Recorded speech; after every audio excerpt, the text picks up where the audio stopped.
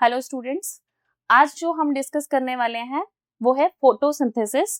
ठीक है, last class में हमने डिस्कस किया था कि हमारे पास जो प्लांट्स होते हैं वो अलग अलग तरीके से अपनी न्यूट्रिशन को परफॉर्म करते हैं, जिसमें हमने कुछ प्लांट्स के बारे में पढ़ा था कि वो क्या होते हैं, पार्शियल हेटेरोट्रॉफ्स भी होते हैं, कुछ एक ऐसे होते थे जो कि हमारे सैप्रोफाइट्स की तरह बिहेव कर रहे थे, और कुछ प्लांट्स हमारे जो कैटेगरीज में डिवाइड हुए हैं वो हमारे स्पेसिफिक प्लांट्स हैं। But measure of the plants हमने डिस्कशन किया था कि वो क्या करते हैं, ऑटोट्रॉफ की तरह ही बिहेव करते हैं।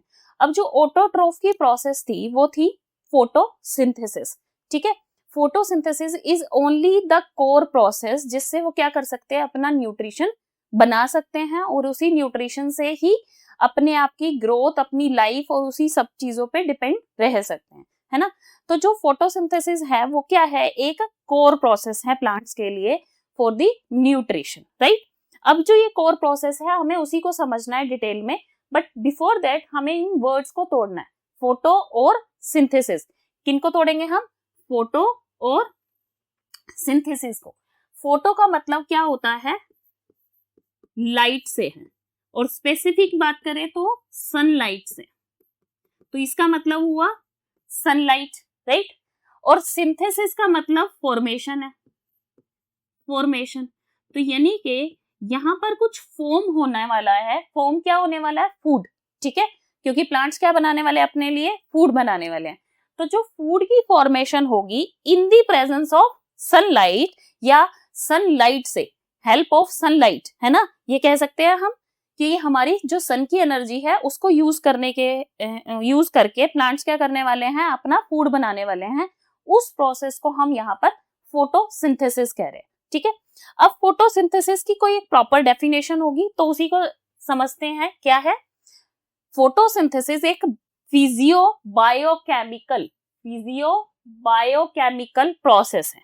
क्या है, फिजियो बायोकेमिकल प्रोसेस। ध्यान से समझना क्या मीनिंग, फिजियो मतलब फिजिकल से, फिजिकल, और बायोकेमिकल मतलब जो कि हमारे लिविंग ऑर्गेनिज्म के अंदर केमिकल रिएक्शंस हो रही हैं, है ना।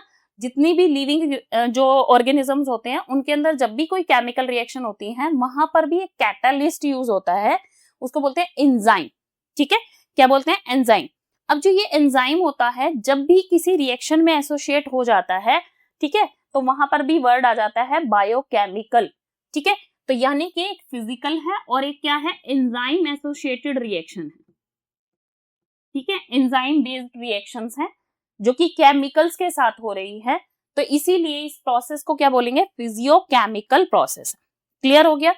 अब जो ये फिजियोकेमिकल प्रोसेस है, क्या ये सिर्फ ग्रीन प्लांट्स कर रहे हैं, नहीं, इनके साथ साथ ग्रीन प्लांट्स के साथ साथ आती है हमारी एल्गी, जो कि एक प्लांट की कैटेगरी में है लेकिन माइक्रोस्कोपिक होती है। ठीक है, कुछ बैक्टीरिया भी हैं, they also possess some green pigments. ठीक है, तो इसीलिए वो भी क्या कर सकते हैं, इस प्रोसेस को परफॉर्म कर सकते हैं, not in the similar way but around, कि वो फूड बना सकते हैं, है ना। तो प्रोसेस तो फोटोसिंथेसिस ही रहेगा, और सन की हेल्प से भी बना रहे हैं तो इसीलिए भी फोटोसिंथेसिस रहेगा। अब इसमें जो फूड बनता है वो क्या हो सकते हैं, हमारे कार्बोहाइड्रेट होते हैं, और मेजरली उसका नाम क्या है, ग्लूकोज। तो जो फूड बनेगा वो क्या है, in the form of glucose बनता है। क्या हमें इसके लिए सिर्फ सनलाइट चाहिए, क्योंकि हम तो यही पढ़ के आए, सन की हेल्प से, जो सन है लाइट दे रहा है और उसकी हेल्प से हमने फूड बना लिया, है ना, नहीं, इसके साथ हमें चाहिए कुछ रॉ मटेरियल्स। कौन कौन से रॉ मटेरियल चाहिए, और उनको कैटेगरी में डिवाइड करेंगे हम, जो कि सिंपल इनऑर्गेनिक कंपाउंड्स चाहिए। सिंपल इनऑर्गेनिक कंपाउंड कौन कौन से हैं हमारे, वो है CO2 यानी कि कार्बन डाइऑक्साइड, एंड वाटर, जिसको हमने रिएक्शन में भी मेंशन किया है। CO2 चाहिए और वाटर चाहिए, किसकी प्रेजेंस में चाहिए, सन की लाइट की प्रेजेंस में। ठीक है, तो सनलाइट की प्रेजेंस में हमें ये दोनों चीजें चाहिए, जो दोनों रॉ मटेरियल है, किसकी प्रेजेंस में चाहिए, सनलाइट की प्रेजेंस में। अब सनलाइट को कौन ले रहा है वहां, हम बार बार green plants, green algae, bacteria के पास कुछ ग्रीन पिगमेंट्स, इनकी बात कर रहे हैं। तो यानी कि कुछ ग्रीन कलर का पिगमेंट है, इसका नाम है क्लोरोफिल। ठीक है, शॉर्ट में हम इसे CHL भी लिखते हैं। तो क्लोरोफिल जो है हमारा, वो एक पिगमेंट है ग्रीन कलर का, जो प्लांट्स के पास या इन स्पेसिफिक ऑर्गेनिज्म जो फोटोसिंथेसिस परफॉर्म कर रहे हैं उनके पास है, ठीक है। स्पेशल पिगमेंट है जो कि क्या कर सकता है, सनलाइट को एब्जॉर्ब कर सकता है। वो इसको एब्जॉर्ब करेगा, रॉ मटेरियल का यूटिलाइजेशन करेगा और हमें क्या बना के देगा, फूड। और फूड का नाम कौन है, ग्लूकोज। और ग्लूकोज का फॉर्मूला आप लर्न कर सकते हैं, C6H12O6। क्या है, C6H12O6, ठीक है। बहुत ज्यादा मुश्किल नहीं है, ठीक है। ऑलरेडी हम केमिस्ट्री में भी ये सब चीजें पढ़ने वाले हैं, तो हमें फॉर्मूलाज लर्न करने की हैबिट डालनी है। तो ग्लूकोज बनेगा एज अ फूड और कुछ प्रोडक्ट बनेंगे जिन्हें हम बोलते हैं बाय प्रोडक्ट्स। बाय प्रोडक्ट्स होते हैं जो मेन प्रोडक्ट के बाद मिलते हैं हमें, ठीक है। मेन प्रोडक्ट हमारा फूड था, उसके साथ हमें ऑक्सीजन मिली जो कि एटमॉस्फेयर में रिलीज हो जाएगी, और वाटर मिलेगा। अब वाटर को देखो ध्यान से, हमने 12 मॉलिक्यूल को यूज किया था और 6 मॉलिक्यूल हमें यहाँ पर मिल रहे हैं, राइट, यही है ना। तो 12 मॉलिक्यूल्स यूज करने का मतलब है प्लांट क्या करता है, जब वाटर को लेता है थ्रू द सोइल तो वो एक्सेस में एब्जॉर्ब करता है वाटर को, ठीक है। जब एक्सेस में पानी ऑब्जॉर्ब होगा तो जितना उसको यूटिलाइज करना है वो करेगा और rest of the amount remove हो जाता है एज अ बाय प्रोडक्ट, ठीक है। क्लियर हो गया। तो this is the proper definition कि जिसे हम फोटोसिंथेसिस को राइट कर सकते हैं। क्लियर हो गया।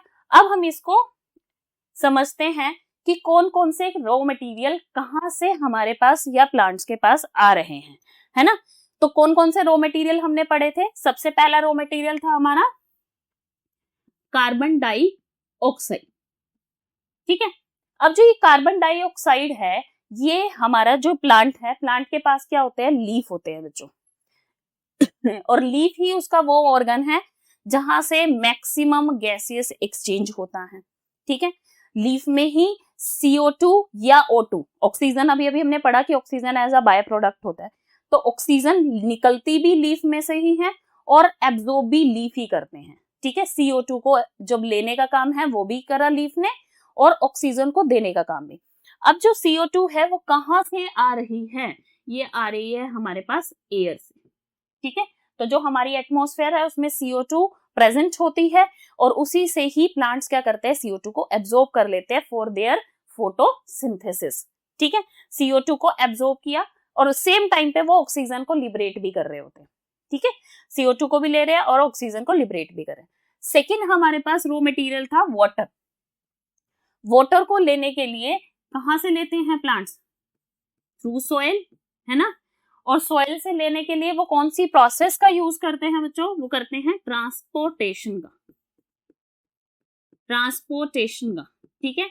और इनके पास जो प्लांट्स होते हैं, 9th की क्लासेस में हमने ये टिश्यू चैप्टर में पढ़ा हुआ है कि हमारे पास जो वाटर का ट्रांसपोर्ट होता है वो जाइलम वाला टिश्यू करता है। जाइलम को हम क्या बोल रहे थे, वेस्कुलर बंडल्स पढ़ा था ना हमने, उसके अंदर जाइलम होता है और उसको क्या करता है, वो जाइलम वाटर को ट्रांसपोर्ट करता है, कहां से, थ्रू रूट्स। हमारे जो है रूट से स्टार्ट करेगा और कहां तक पहुंचा देगा, जहां जहां उसकी नीड है लीफ के पार्ट में, ठीक है, वहां वहां पहुंच जाएगा वाटर। एंड फाइनली थर्ड जो रिक्वायरमेंट है वो है हमारी सनलाइट। तो वो तो सन है ही हमारे को, हमें भी एनर्जी दे रहा है, सिमिलरली प्लांट्स को भी दे रहा है, लेकिन प्लांट्स उसी का यूज करते हैं, कौन सी एनर्जी का, लाइट एनर्जी का। उसमें सनलाइट भी आती है और ट्यूब्स वाली लाइट भी हो सकती है। तो लाइट एनर्जी का यूज करते हैं और वो उसको एब्जॉर्ब करते हैं किसकी हेल्प से, ये जो हमारा ग्रीन कलर का लीफ दिख रहा है, इस ग्रीन लीफ में क्या है हमारे पास, एक पिगमेंट है जिसका नाम है क्लोरोफिल, ठीक है। क्लोरोफिल है जो क्या कर रहा है, इस लाइट एनर्जी को एब्जॉर्ब करने में हेल्प कर रहा है, ठीक है।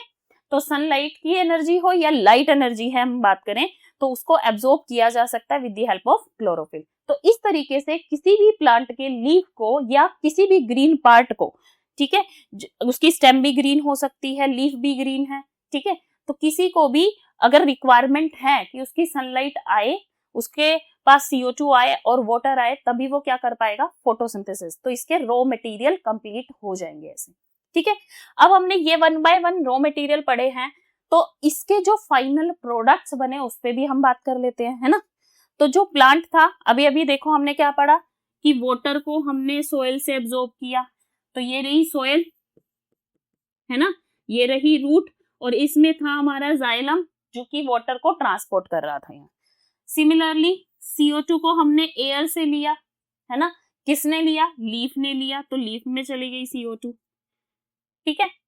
फिर एनर्जी यानी कि जो हमारी लाइट एनर्जी आनी थी वो कहाँ से आई, सन से आई, तो सनलाइट भी आ गई, क्लोरोफिल ने ले लिया।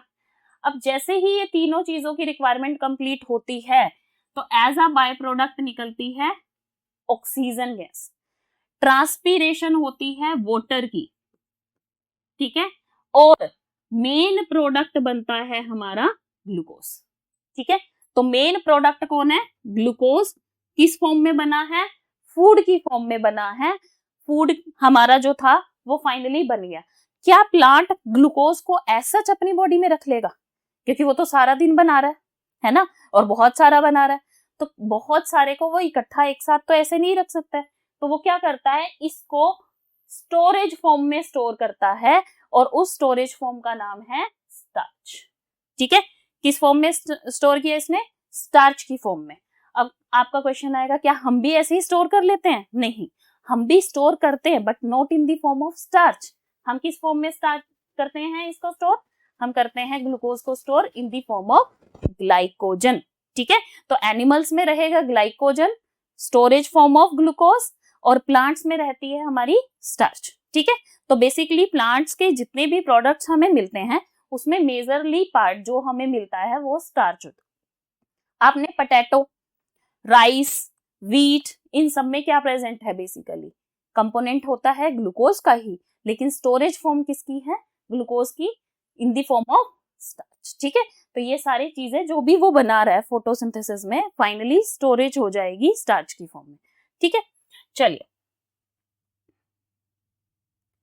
अब हम बात कर रहे हैं कि फोटोसिंथेटिक ऑर्गन्स यानी कि जो प्लांट है, क्या हमारे प्लांट का लीफ ही है अकेला काम करने वाला है, नहीं। तो प्लांट में जितना भी ग्रीन पार्ट होगा जहां पर वो परफॉर्म कर सकता है फोटोसिंथेसिस, ठीक है। तो हमने लीफ तो पढ़ी रखा है कि लीफ होता है ग्रीन कलर का होता है, ये परफॉर्म करेगा, है ना। दूसरा हमने कर लिया कि ग्रीन कलर की स्टेम भी होती है कई जगह, ग्रीन स्टेम हो अगर, ठीक है। और ये आ गई सेपल्स। सेपल्स क्या होती हैं, आपने फ्लावर देखा होगा, ठीक है। मैं ये एक फ्लावर बना रही हूँ, ठीक है, बहुत अच्छा नहीं है लेकिन अच्छा है, ठीक है। उसमें ही हमारे पास क्या होता है, यहाँ पर नीचे की तरफ कुछ छोटे छोटे लीव्स होते हैं, है ना। इस फ्लावर में जो ये छोटे वाले लीव्स होते हैं इनको हम बोलते हैं बच्चों सेपल्स। क्या बोलते हैं, सेपल्स बोलते हैं। वो ग्रीन कलर के हैं थ्रू आउट देयर लाइफ, है ना। ग्रीन कलर के जो ये वाले लीफ होते हैं, अब ग्रीन है तो उनके पास भी क्या हुआ, एक पिगमेंट होगा, और पिगमेंट है तो ये क्या परफॉर्म कर सकता है, फोटोसिंथेसिस।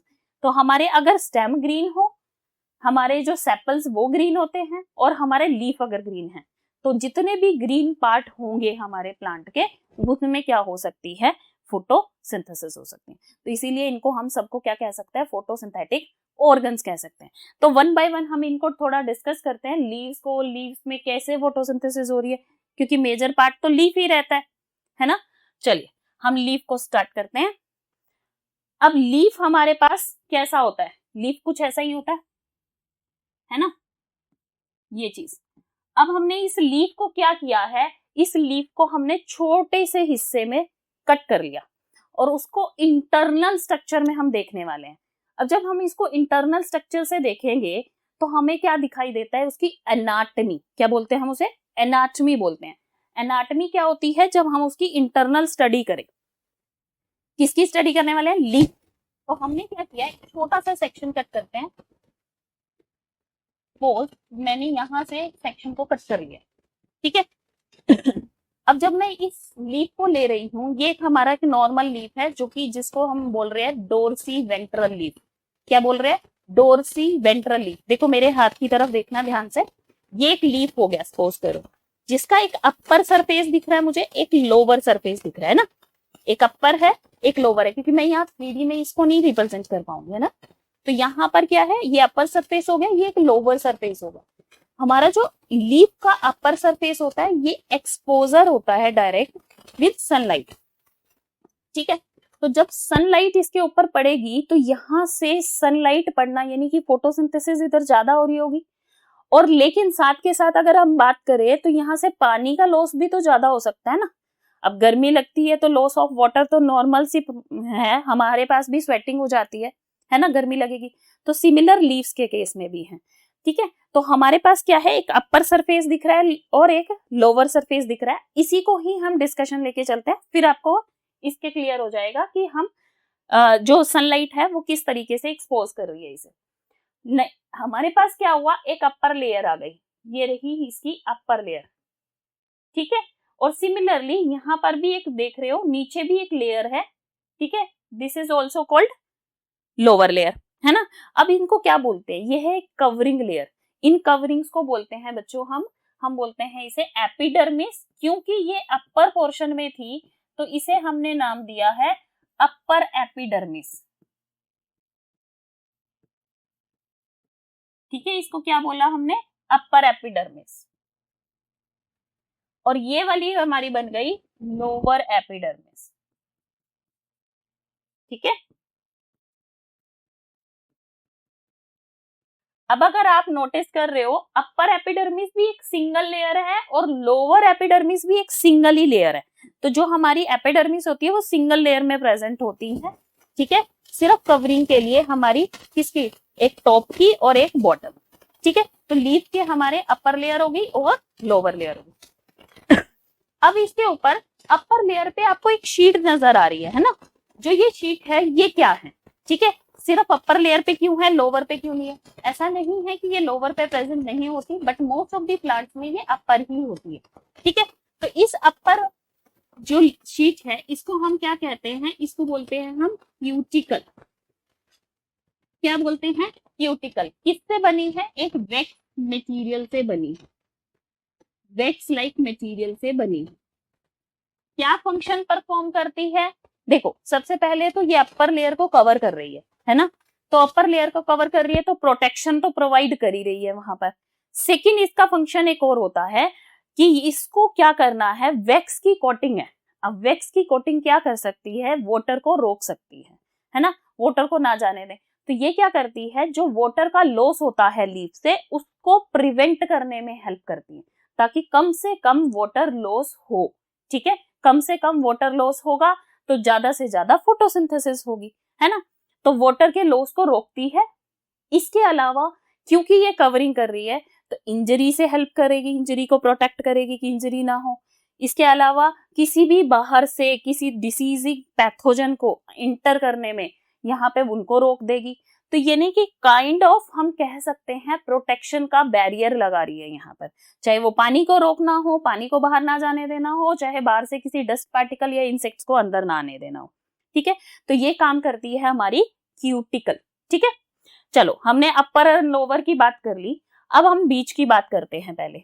तो बीच में आपको कुछ एक स्पेशल तरह की एलोंगेटेड सी सेल्स दिख रही है ना, ये वाली। अगर इन सेल्स की बात करें तो ये सेल्स क्या हैं, हमारी इन सेल्स को बोलते हैं पैलिसेड पैरेन्काइमा, पैलिसेड पैरेन्काइमा, ठीक है। और इसी के साथ ये भी कुछ ग्रीन कलर की सेल्स है, लेकिन इन दोनों में कुछ फर्क है, ठीक है। मैंने वहां पर बोला आपको कैसी थी, ये एलोंगेटेड सेल्स हैं, लंबी लंबी हैं, है ना, और टाइटली पैक दिख रही है आपको, ये पूरी लेयर में आपको टाइट टाइट सा इन्वायरमेंट दिख रहा है, सारी सेल्स एक दूसरे से चिपकी पड़ी है ना। लेकिन जब यहाँ पर हम कुछ सेल्स को देख रहे हैं, ये अकेली अकेली लूज लूज पड़ी हैं सब, इनका नाम है स्पॉन्जी पैरेन्काइमा। लेकिन ये दोनों ही सेल्स क्या हैं, ग्रीन कलर की शो हो रही है हमें, ठीक है। और इन दोनों को कलेक्टिवली हम बोलते हैं मीजोफिल।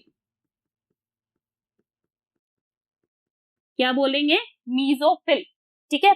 जो भी हमारे लीफ का मेजर हिस्सा है वो मीजोफिल से ही बना है, ठीक है, क्योंकि अपर एपिडर्मिस एक तरफ निकल जाएगी, लोअर एक तरफ निकल जाएगी, और बीच की जो हमारी पैरेन्काइमा बची, ठीक है, उनमें दो कैटेगरीज हैं, वन इज पैलिसेड और वन इज स्पॉन्जी।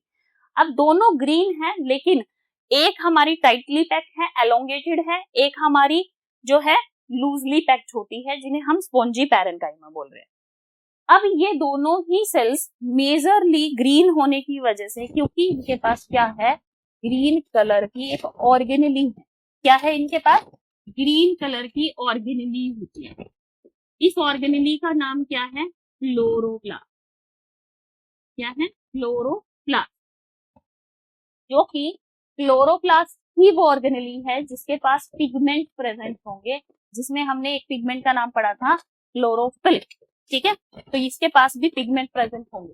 तो इसी वजह से ये सेल्स क्या हैं? ग्रीन कलर की है। तो दोनों के पास क्लोरोप्लास्ट प्रेजेंट है, स्पोंजी के पास भी है और इसके पास पैलिसेड के पास भी है। तो मेजर फंक्शन जो है वो मेसोफिल सेल्स ही हैं, जहां पर हमारी फोटोसिंथेसिस बेसिकली हो रही है।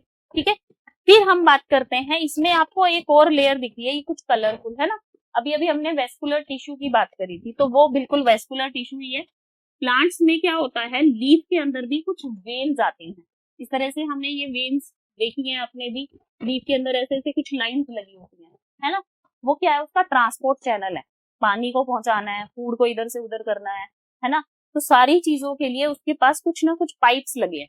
वो जो पाइप्स हैं वो एक्चुअल में वेस्कुलर टिश्यूज हैं। वहां पर वेस्कुलर टिश्यूज में कौन आते हैं हमारे, इसको हमने क्या बोला, वेस्कुलर बंडल बोलते हैं, क्योंकि एक ही साथ है ना ये बंडल।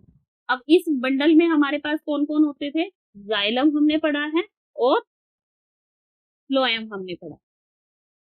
ठीक है, ये सब 9th में थोड़ा सा डिस्कशन किया हुआ है हमने, जाइलम क्या होता है, फ्लोएम क्या होता है, बस इंटरनली अभी पढ़ रहे हैं। ठीक है, तो जाइलम फ्लोएम होते हैं जो यहाँ पर वाटर का ट्रांसपोर्ट कर रहे होंगे और फूड को भी ट्रांसपोर्ट कर रहे हैं। ठीक है, चलिए अब हमारी सिर्फ एक छोटा सा हिस्सा रह गया। अगर आप देख रहे हो लोअर एपिडर्मिस और अपर एपिडर्मिस में एक डिफरेंस। ठीक है, लोअर एपिडर्मिस में यहाँ पर कुछ पोर्स नजर आ रहे हैं, कुछ खाली जगह है, छोटे छोटे से पोर्स। इन पोर्स को हम क्या कहते हैं? इन पोर्स को बच्चों हम बोलते हैं स्टोमेटा। क्या बोलते हैं? स्टोमेटा। तो ये सिर्फ लोअर साइड ही क्यों दिखे, अपर क्यों नहीं दिखे?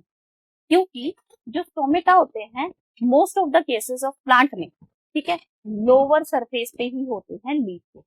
अगर ये अपर सरफेस पे होते हैं तो रेयरेस्ट होते हैं, या इनका नंबर कम होता है। क्यों होता है? अब आ जाओ, हमने डोर्सी वेंट्रल पढ़ा था कि एक अपर सरफेस होगा एक लोअर होगा, है ना। तो हमारा जो लीफ होता है वो बिल्कुल direct exposure to the light होती है। ठीक है, और एक्सपोजर अगर डायरेक्ट होगा तो यहाँ से रिमूवल के चांसेस वाटर के बढ़ जाएंगे। ठीक है, वाटर अगर ज्यादा रिमूव होगा तो फोटोसिंथेसिस कैसे करेगा प्लांट, है ना। तो हमारी जो अपर सरफेस है इसीलिए उसके प्रोटेक्शन के लिए क्यूटिकल भी लगी। ठीक है, ताकि कम से कम पानी जाए, और हमारे अगर स्टोमेटा होगा तब भी कम से कम जाए। ठीक है, तो ज्यादा नंबर ऑफ स्टोमेटा ऊपर ना होके कहाँ होते हैं? लोअर सरफेस पे होते हैं, और या फिर अपर पे होते ही नहीं। ठीक है, लेकिन ये केस हमारे सिर्फ डोर्सी वेंट्रल के लिए है। कुछ और तरह के लीव्स भी होते हैं, उनके केसेस में थोड़ा सा डिफरेंस आ जाता है इन चीजों का। ठीक है, चलिए हम स्टोमेटा को थोड़ा सा डिटेल में पढ़ते हैं। जो स्टोमेटा है वो क्या था? एक टाइनी सा पोर है, छोटे छोटे से पोर्स हैं जो कि कहां पर प्रेजेंट है? Lower surface of the leaf, है ना, या lower epidermis of the leaf. अब जो ये स्टोमेटा होते हैं ये कुछ ऐसे दिखाई देते हैं हमें। अब इन स्टोमेटा में स्पेशल तरह की कुछ सेल्स हैं, ठीक है, जिनकी शेप आपको दिख रही है, ये वाली शेप है, इसको हम किडनी बीन शेप बोलते हैं। और ये स्पेशल तरह की सेल्स कहलाती है हमारी गार्ड सेल्स। ठीक है, क्या कहलाती है ये? गार्ड सेल्स कहलाती है। ठीक है, अब ये जो गार्ड सेल है, नाम से पता चल रहा है ना, गार्ड, गार्ड मतलब जो कि गार्ड बना बैठा है, ये बताएगा कि अंदर जाना किसने है और बाहर जाना किसने है ना। तो ये बिल्कुल सेम है, लीफ के लिए ये गार्ड है। ठीक है, अब ये जो गार्ड सेल्स हैं इनकी कुछ स्पेशल चीजें हैं, स्पेशल क्वालिटीज हैं जो बाकी सब पे नहीं होती।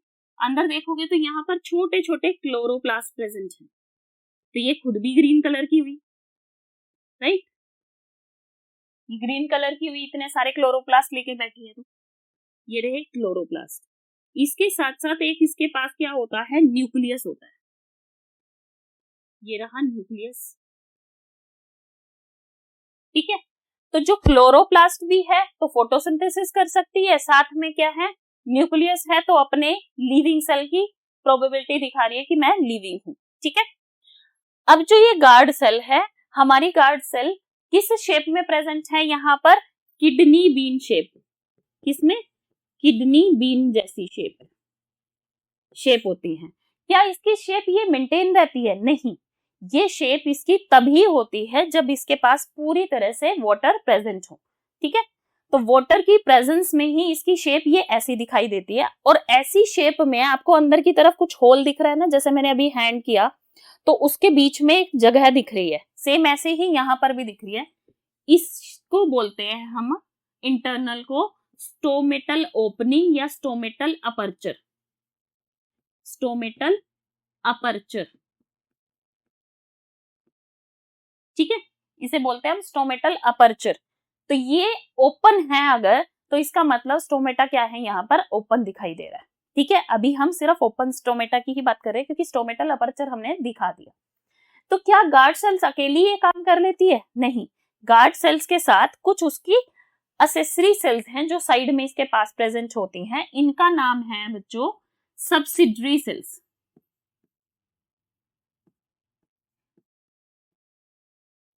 सब्सिडरी सेल्स, ये जो सेल्स हैं ये इसका हेल्प करने के लिए यहाँ प्रेजेंट हैं।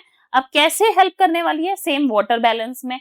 वाटर जितना ज्यादा इनके पास होता है वही सारा का सारा जो है हमारी गार्ड सेल्स को देती हैं और गार्ड सेल्स आगे अपनी शेप को मेंटेन करती हैं। ठीक है, तो इस तरीके से इनके जो है काम चलता है। अब जो हमारा स्टोमेटा है तो ये क्या फंक्शन करने लग रहा है यहाँ पर? स्टोमेटा हमने कह दिया अपर्चर है, हमारी जो स्ट्रक्चर में बता दिया हमने, उसके पास गार्ड सेल्स हैं, सब्सिडरी सेल्स हैं, लेकिन काम क्या करने वाला है?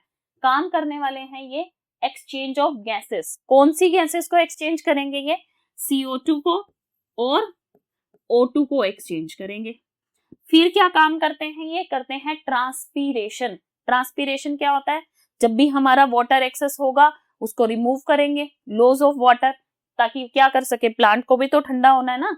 ठीक है, कूलिंग इफेक्ट चाहिए उसे, तो ट्रांसपीरेशन करने में हेल्प कर रहा है स्टोमेटा। इसके साथ साथ क्योंकि गार्ड सेल्स के पास क्या प्रेजेंट था? क्लोरोप्लास्ट प्रेजेंट था, तो ये एक फंक्शन और परफॉर्म करते हैं, उसे कहते हैं हम फोटोसिंथेसिस। ये भी करते हैं।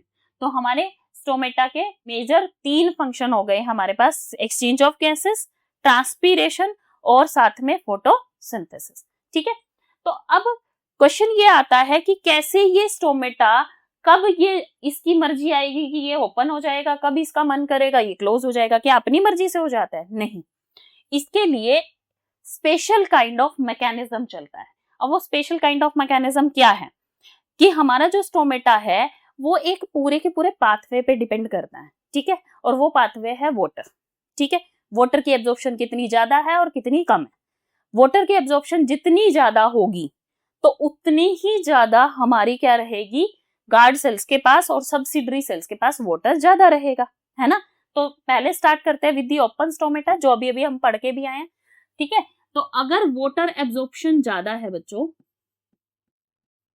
एब्जॉर्प्शन ज्यादा है, ठीक है, वाटर की एब्जॉर्प्शन ज्यादा होने से साथ के साथ ही हमारी जो गार्ड सेल्स हैं, ठीक है, क्या है, गार्ड सेल्स,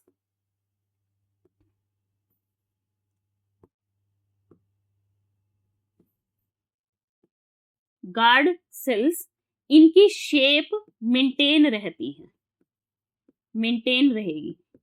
अब मेंटेन रहने से क्या होगा कि इनकी शेप कैसी थी बच्चों? इनकी शेप थी हमारी किडनी बीन जैसी, फुली रहेगी, टर्जिड रहेगी, है ना, पानी भरा हुआ है ना, तो पानी के रहते ही सब्सिडरी सेल्स को पानी मिलता रहेगा। सब्सिडरी सेल्स किसको देती रहेगी? गार्ड सेल्स को। अब जब गार्ड सेल्स को पानी मिल रहा है तो पानी की वजह से वो पूरी तरह से अपनी शेप को मेंटेन रखेगी, और उसकी शेप मेंटेन होने की वजह से तो जो इसका अपर्चर है वो ओपन रहेगा। ठीक है, इसकी शेप मेंटेन होने से क्या हुआ, अपर्चर ओपन हो गया। ठीक है, अपर्चर ओपन रहा, और उस ओपन रहने से क्या होगा, ट्रांसपीरेशन बढ़ेगी, ट्रांसपीरेशन इंक्रीज होगी बच्चों यहाँ पर। ठीक है, इंक्रीज होगी। तो इसकी वजह से अब इसमें ना एक आयन भी रोल प्ले करता है। ठीक है, उस आयन का नाम है हमारे पोटेशियम आयन। ठीक है। पोटेशियम आयन एक्चुअली ऑस्मोसिस को बढ़ाता है, ऑस्मोसिस के लिए हेल्प करता है, तो पोटेशियम आयन भी रोल प्ले कर रहा है वाटर के साथ साथ, ठीक है। लेकिन अब इसका अपोजिट है, मान के चलो कि प्लांट है, लेकिन अब उस प्लांट को स्कैरसिटी ऑफ वाटर हो गया, पानी नहीं दे रहा कोई, अब उसकी रूट्स में ही पानी नहीं है, तो पानी आएगा कहाँ से? पानी नहीं आएगा, और पानी नहीं आएगा तो क्या होगा फाइनली, उनकी सब्सिडरी सेल्स को तो पानी मिलने से रहा, और जो इनके पास खुद के पास पानी है वो भी देना पड़ेगा, क्योंकि अंदर तो फोटोसिंथेसिस तो चलेगी ना, है ना। तो ये प्रोसेस थोड़ा रिवर्स में होगी, गार्ड सेल्स सब्सिडरी सेल्स को पानी दे रही होगी, है ना, और सब्सिडरी सेल्स बाकी के सेल्स को जहां जरूरत है, ठीक है। तो वाटर एक तरह से रिवर्स में चल रहा है, अपोजिट डायरेक्शन में मूव कर रहा है ना। तो जिसकी वजह से जो हमारी गार्ड सेल्स हैं उनकी जो शेप थी किडनी बीन वाली, वो शेप चेंज हो जाएगी, और वो शेप चेंज होगी क्यों? क्योंकि वो श्रिंक हो गई है अब, और श्रिंक होने से, जैसे कि मैंने अभी हैंड्स को ऐसे किया है तो ये कोलैप्स कर लिया, अब इसका जो अपर्चर है वो पूरी तरह से क्या हो गया, बंद हो गया, अपर्चर क्लोज दिखाई दे रहा है हमें। इस क्लोज होने की वजह से वाटर बाहर तो जाने से रहा, है ना, बिल्कुल ही इसके अपोजिट हो जाएगा, तो ट्रांसपीरेशन रेट कहाँ क्या करेगा, फॉल डाउन कर जाएगा, ट्रांसपीरेशन लो होगा या फिर नहीं होगा, है ना। तो ये कंडीशन आ जाएगी in case of close stomata. तो क्लोज हो या ओपन स्टोमेटा हो, सारा रोल कौन प्ले कर रहा है, वाटर लेवल, किसके अंदर, सेल्स के, कौन सी सेल के, गार्ड सेल के। अगर गार्ड सेल के अंदर पानी की जो अमाउंट है, वाटर का जो अमाउंट है वो कंप्लीट रहता है तो उसकी शेप मेंटेन रहती है, अगर नहीं उसके पास वाटर की लिमिटेशन हो जाती है तो वो भी क्या करती है, अपने वाटर को वापस दे देती है और श्रिंक होकर बैठ जाती है और क्लोज कर लेती है स्टोमेटा, ठीक है। तो ये तो बात करी हमने ओपन एंड क्लोज स्टोमेटा की। तो जो कुछ प्लांट्स ऐसे भी होते हैं, जो प्लांट्स क्या करते हैं, डेजर्ट कंडीशंस में रहते हैं, वो कैसे काम करते होंगे, है ना, क्वेश्चन तो आता है। अब जो डेजर्ट प्लांट्स होते हैं वो भी एक स्पेशल टाइप की ही कंडीशंस झेलते हैं, जिनके पास क्या होता है, कंप्लीट ड्राई है, वाटर है नहीं, तो वो क्या करेंगे, तो उनके पास कुछ स्पेशल टाइप की ही कैरेक्टरिस्टिक्स होती हैं स्टोमेटा की, उनके लीफ की, है ना। तो वो कैसी कैरेक्टरिस्टिक्स है, जैसे कि उनके पास स्टोमेटा का नंबर ही बहुत थोड़ा होता है, ठीक है, बहुत कम नंबर में स्टोमेटा होते हैं, क्योंकि स्टोमेटा का ज्यादा होना मतलब ट्रांसपीरेशन को बढ़ाना, अब पानी तो पहले ही नहीं है ना, तो देना कैसे बाहर, तो इसीलिए वो नंबर में पहले ही कम होता है, उनके पास वाटर ही नहीं होता। अब ये एक स्पेशल टाइप के स्टोमेटा भी बियर करते हैं, ठीक है, डेजर्ट प्लांट क्या करते हैं, स्पेशल टाइप के स्टोमेटा को बियर कर रहे हैं। स्पेशल टाइप के स्टोमेटा का नाम है सनकन स्टोमेटा। क्या है, सनकन स्टोमेटा, ध्यान से समझना, हमारी जो एपिडर्मिस थी उसी के पास यहाँ पे स्टोमेटा थे, ठीक है। सनकन स्टोमेटा थोड़े डीप सीटेड होते हैं, यानी कि एटमॉस्फेयर से डायरेक्ट कांटेक्ट ना रहे, इसलिए वो थोड़ा अंदर की तरफ होते हैं। जैसे हमने अभी अभी लीफ की स्ट्रक्चर में तो पढ़ा कि बिल्कुल एपिडर्मिस पे होते हैं स्टोमेटा, बट वो थोड़ा अंदर की तरफ होते हैं, जिसकी वजह से एटमॉस्फेयर का डायरेक्ट कांटेक्ट नहीं हो पाता, ठीक है। This is called sunken stomata. अब stomata is also covered by hairs, यानी कि स्टोमेटा को और ऊपर से कवर कर दिया ताकि और ना दिखे, और ट्रांसपीरेशन जो है रेट कम हो जाए, कम से कम ट्रांसपीरेशन हो, कम से कम वाटर का लॉस हो, ठीक है, इसीलिए हेयर्स भी लग गए इसमें। स्टोमेटा ओपन एट नाइट, ये एक स्पेशल मैकेनिज्म है, ठीक है, जो कि डेजर्ट प्लांट प्ले करते हैं जब उन्हें वाटर के लॉस को बचाना है, तो वो क्या करेंगे, दिन में स्टोमेटा को ओपन ही करेंगे, क्योंकि दिन में क्या होना है, सनलाइट है, सनलाइट होगी तो गर्मी होगी, और गर्मी होगी तो वाटर लॉस होगा, है ना। हमें भी तो स्वेटिंग दिन में होती है, जब हम सनलाइट की प्रेजेंस में रहेंगे तो स्वेटिंग होगा। तो यहाँ पर जो ये स्टोमेटा है वो नाइट में ओपन हो रहे हैं, और नाइट में ओपन होंगे तो नाइट में सन नहीं होगा, और सन नहीं होगा तो कम से कम ट्रांसपीरेशन या लॉस ऑफ वाटर रहेगा, ठीक है। फिर आती है थिक वैक्सी क्यूटिकल। अब हमने क्यूटिकल पढ़ी थी, वैक्सी लेयर थी, क्या कर रही थी, ट्रांसपीरेशन को ही तो बचा रही थी, लॉस ऑफ वाटर को ही तो रोक रही थी। अब यहाँ पे उसको भी थिक कर दिया गया है डेजर्ट प्लांट्स में। अब डेजर्ट प्लांट्स की एक स्पेशल कैरेक्टरिस्टिक होगी कि उसकी जो लीव्स हैं वो उनके ऊपर एक मोटी मोटी सी लेयर क्यूटिकल की बन जाएगी, ठीक है, जिसकी वजह से उनका वाटर लॉस रुक सके, mostly on the lower surface. अब अपर सरफेस की कहानी खत्म, डेजर्ट प्लांट कहते हैं कि हमने तो लोअर में ही रखना है स्टोमेटा को, तो उनकी कैरेक्टरिस्टिक है ये।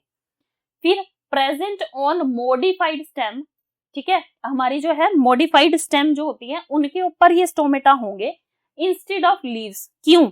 ध्यान देना, कैक्टस का प्लांट यहाँ पे लगाया है, ये जो कैक्टस का प्लांट है इसके ये जो पार्ट हमें दिख रहा है ये एक्चुअल में क्या है? मॉडिफाइड स्टेम है। क्या है बच्चों? ये मॉडिफाइड स्टेम। ठीक है, क्यों है एक्चुअली स्टेम, बट वर्क कर रही है ग्रीन कलर का, बिहेव कर रही है लीफ की तरह, इसीलिए इसको मॉडिफाइड स्टेम बोला है। ठीक है, लीफ की तरह काम कर रही है क्योंकि इसके जो एक्चुअल लीफ है बच्चों वो तो स्पाइन्स में कन्वर्ट हो गए हैं, रिड्यूस हो गए, छोटे छोटे हो गए। ठीक है, क्यों? क्योंकि सरफेस एरिया कम करना था।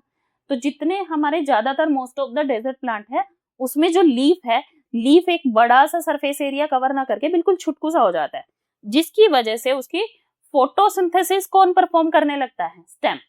ठीक है, तो स्टेम ग्रीन कलर की हो जाती है, लीफ स्पाइन बन गए, तो हमारे स्टोमेटा भी किसके ऊपर आ गए? स्टेम के ऊपर आ गए। ठीक है, और बहुत रिड्यूस्ड अमाउंट में और सनकन स्टोमेटा होंगे वो। ठीक है, और थिक क्यूटिकल भी होगी वहां पर। क्लियर? तो इस तरह से डेजर्ट प्लांट क्या करते हैं? अपने बचाव में, अपने आप को प्रोटेक्ट करने के लिए कुछ स्पेशल कैरेक्टरिस्टिक्स रखते हैं ताकि उनकी फोटोसिंथेसिस भी परफॉर्म हो जाए, न्यूट्रिशन भी कर सके वो अपना कंप्लीट, और साथ के साथ सर्वाइवल भी हो जाए, एक्सचेंज ऑफ गैसेस भी हो जाए, और साथ में ट्रांसपीरेशन जो थोड़ा बहुत करना है वो भी करता है। ठीक है, तो इस तरीके से डेजर्ट प्लांट काम कर रहे हैं। चलिए, अब ये आ गया हमारे पास एक छोटा सा क्वेश्चन। ठीक है, ये एक तरह का क्विज टाइम है, जो भी आपने पढ़ा है आपको कितना उसको जो है मेमोरी में रख पा रहे हो, कितनी चीजें कर पा रहे हो, जरा जल्दी से रीड करते हैं इस क्वेश्चन को। Shape of guard cells changes due to the change in the. ठीक है, change in the, guard cells की शेप कैसे चेंज हो रही थी, किस रीजन से? क्या प्रोटीन कंपोनेंट उन्हें चेंज कर रहे थे? जो प्रोटीन की कंपोजिशन है क्या उसे चेंज हो रही थी? टेम्परेचर ऑफ दी सेल्स इससे चेंज हो रही थी? Amount of water in the cells इससे चेंज हो रही थी? या पोजीशन ऑफ दी न्यूक्लियस से? तो हमने पढ़ा था गार्ड सेल्स की शेप का चेंज होना सिर्फ वाटर के लेवल पे डिपेंड करता है, तो इसीलिए हमारे पास वाटर का लेवल किसमें बताया है? ऑप्शन सी में। तो हमारा वो बता रहा है amount of water in specific cell कौन सी है? Guard cells. क्या रहेगा? उसी के बेसिस पे गार्ड सेल अपनी शेप को चेंज करेंगी। अगर वो चेंज करेंगी, कम होगा तो वो बंद हो जाएंगी, अपर्चर को बंद कर देंगी। अगर जो वो ज्यादा होगा पानी तो वो पूरी तरह से किडनी बीन बन जाएंगी, और फिर उसका जो शेप है उसकी वजह से अपर्चर ओपन रहेगा और वाटर का लॉस भी होगा। ठीक है, क्लियर है? चलिए, बहुत अच्छे बच्चों, जिसने भी आंसर दिया होगा वो बहुत अच्छे बच्चे हैं, है ना? चलिए, नेक्स्ट पार्ट हम पढ़ने वाले हैं क्लोरोप्लास्ट। अब बहुत कर लिया, लीफ के अंदर हमने बात कर लिया, इसमें पैलिसेड होती है, मीजोफिल सेल्स होती है ना? अब जो हमारी पैलिसेड हो गई, हमारी स्पॉन्जी हो गई, उसके अंदर एक ग्रीन कलर का कंपोनेंट था क्लोरोप्लास्ट। हमारी गार्ड सेल्स के पास भी था क्लोरोप्लास्ट। क्लोरोप्लास्ट क्या है? क्लोरोप्लास्ट एक ऑर्गेनेली का नाम है, ठीक है, जो सेल के पास प्रेजेंट होती है। और क्लोरोप्लास्ट खुद ग्रीन कलर की दिख रही है क्योंकि उसके पास एक ग्रीन कलर का पिगमेंट है, क्लोरोफिल। ठीक है, इसके अलावा भी पिगमेंट्स होते हैं, बट ग्रीन कलर का मेजर पिगमेंट है यहाँ पर। चलिए, हम क्लोरोप्लास्ट की बात करते हैं। तो क्लोरोप्लास्ट के पास ये दो लेयर कवरिंग्स की होती हैं, जिसे हम क्लोरोप्लास्ट का एनवेलप बोलते हैं। ठीक है, तो जो बाहर की लेयर है, ठीक है, जो बाहर की लेयर है इसको हम बोलते हैं, बाहर की लेयर को बोलेंगे बच्चों आउटर लेयर। ठीक है, और जो इनर वाली है उसको बोलेंगे इनर लेयर। इनर लेयर, ठीक है। अब जो ये आउटर और इनर लेयर है ये किसी कंपार्टमेंट को अंदर एनक्लोज करके रख रही है। ठीक है, ये पूरी मैट्रिक्स है, इस पूरी मैट्रिक्स को इन्होंने कवर किया हुआ है। जो ये मैट्रिक्स है इसको क्या बोलते हैं? इसको बोलते हैं स्ट्रोमा। ठीक है, अब क्वेश्चन आ रहा होगा बच्चों का, क्यों पढ़ रहे हैं हम इसे? हमने तो 9th में भी पढ़ा था, बिल्कुल वही 9th वाला ही पढ़ रहे हैं, लेकिन अब पढ़ रहे हैं हमें इन रेफरेंस टू फोटोसिंथेसिस। तो रेफरेंस टू फोटोसिंथेसिस क्योंकि यही वो साइट रहेगी अंदर जहां पे फोटोसिंथेटिक रिएक्शंस होंगी। ठीक है, तो हमें इसीलिए इसको रिकॉल करना है। ये हो गया स्ट्रोमा। अब जो स्ट्रोमा है इसके अंदर आपको दिख रहे हैं ये कुछ कोइन जैसे स्टैक्स पड़े हुए हैं। इन स्टैक्स को कलेक्टिवली वी कॉल्ड ग्रेनम। ठीक है, क्या बोलते हैं हम? ग्रेनम। ठीक है, इसका दूसरा नाम भी आप कह सकते हो ठीक है, ये एक्चुअल में थाइलाकोइड्स भी कहलाए जाते हैं। अब जो थाइलाकोइड्स हैं उसमें ये ग्रेनम थाइलाकोइड कहलाएंगे, और ऐसे ही स्ट्रोमा में जो प्रेजेंट होंगे उन्हें स्ट्रोमल थाइलाकोइड्स बोलेंगे। ठीक है, तो कैसे हम नाम दे सकते हैं, ये एक्चुअल में क्या है, ये थाइलाकोइड की मेम्ब्रेन्स है, थाइलाकोइड मेम्ब्रेन, ठीक है, मेम्ब्रेन्स। अब जो ये थाइलाकोइड की मेम्ब्रेन है, अब नोटिस करना, ये एक ग्रेनम हो गया, ये भी एक ग्रेनम हो गया, ये भी एक ग्रेनम हो गया, सब ग्रेनम है।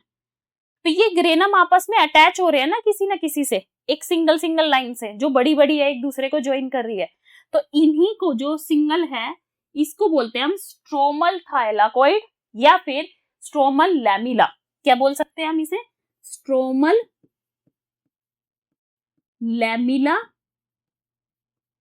और इसी को बोल सकते हैं हम स्ट्रोमल थाइलाकोइड भी। इसको ग्रेनम को ही हमने ग्रेना थाइलाकोइड बोला हुआ है। ठीक है, तो थाइलाकोइड एक्चुअल में वो एरिया है जहां पर हमारे बहुत सारे फोटोसिंथेटिक पिगमेंट्स हैं। ठीक है, इस एरिया में हमारे पास फोटोसिंथेटिक पिगमेंट्स प्रेजेंट हैं। ठीक है, चाहे वो स्ट्रोमल लैमेला है चाहे हमारे ग्रेनम है। ठीक है, अब इसके अलावा भी हमारे जो क्लोरोप्लास्ट है वो एक, हम 9th क्लास में पढ़ते आते थे, सेमी ऑटोनोमस ऑर्गेनेली है।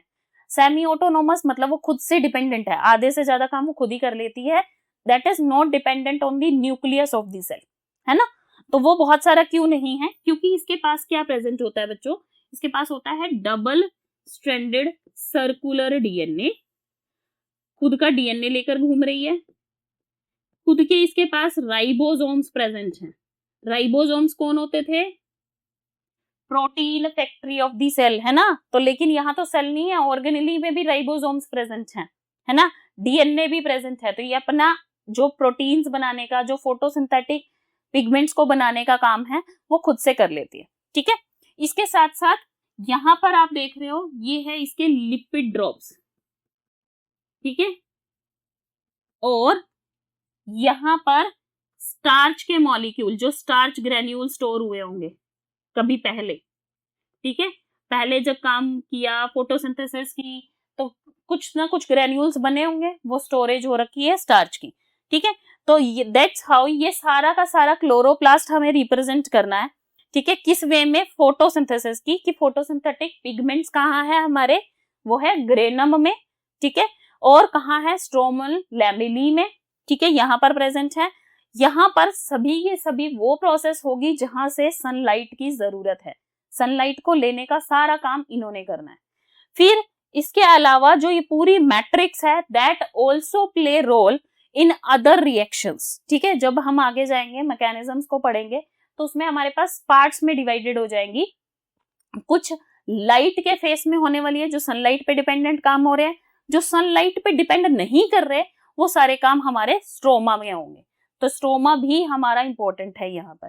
ठीक है, तो दोनों चीजें हम डिटेल में पढ़ेंगे वन बाय वन। चलिए, ठीक है, तो अभी हमने क्या बात करी कि एक लीफ होता है, ये रहा लीफ।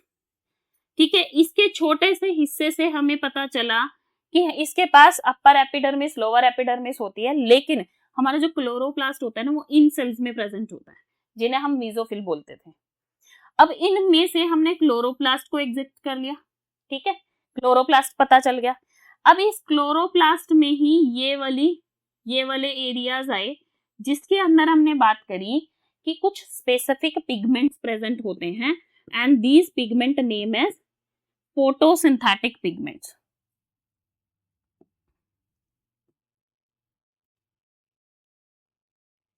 ठीक है, क्या बोल रहे हैं हम इसे, फोटोसिंथेटिक पिगमेंट्स, पिगमेंट्स हैं। क्या हमारा एक ही पिगमेंट है, अब तक तो हम बार बार ये पढ़ते आए हैं क्लोरोफिल। क्लोरोफिल एक ग्रीन कलर का पिगमेंट है, क्लोरोफिल भी है, लेकिन इसके अलावा भी कुछ पिगमेंट्स होते हैं जिसके बारे में हम डिस्क्राइब करेंगे। बट एक क्वेश्चन बहुत बार रिपीटेटिवली आ जाता है कि हमारे फोटोसिंथेटिक पिगमेंट्स हैं कहाँ। तो दैट इज क्लियर कि हमारे जो फोटोसिंथेटिक पिगमेंट होते हैं वो थाइलाकोइड की मेम्ब्रेन्स पे होते हैं। तो ये जो मेम्ब्रेन्स मार्क करी हैं ये थाइलाकोइड्स थे, और उन्हीं की जो मेम्ब्रेन्स चल रही हैं उन मेम्ब्रेन्स पे पिगमेंट प्रेजेंट है। कौन से, फोटोसिंथेटिक पिगमेंट। चलिए, फोटोसिंथेटिक पिगमेंट्स हैं कौन से? वो मॉलिक्यूल जो कि हमारी हेल्प करने वाले हैं यहाँ पर फोटोसिंथेसिस में, है ना, हमारी मतलब प्लांट्स की, ठीक है। तो वो मॉलिक्यूल्स लोकेटेड होते हैं कहाँ पर? थाइलाकोइड की मेम्ब्रेन पर, ठीक है। और क्या करने वाले हैं? एब्जॉर्ब करने वाले हैं लाइट एनर्जी को, ठीक है, लाइट एनर्जी को। अब लाइट एनर्जी कहाँ से मिलने वाली है? सन से, तो इसीलिए यहाँ पे लिखा है सोलर एनर्जी को ड्यूरिंग दी फोटोसिंथेसिस, ठीक है, फोटोसिंथेसिस में करेंगे। अब कौन कौन से मॉलिक्यूल हैं वो?